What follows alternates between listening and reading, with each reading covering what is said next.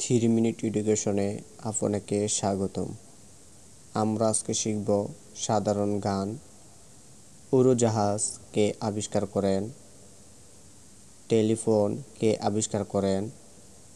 বৈদ্যুতিক বাতি কে আবিষ্কার করেন?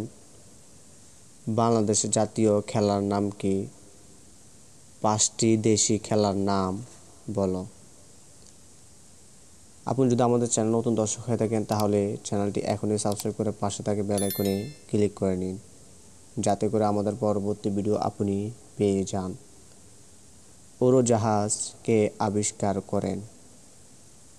উড়োজাহাজ আবিষ্কার করেন অরভিল রাইট এবং উইলবার রাইট। টেলিফোন কে আবিষ্কার করেন? টেলিফোন আবিষ্কার করেন গ্রাহাম বেল।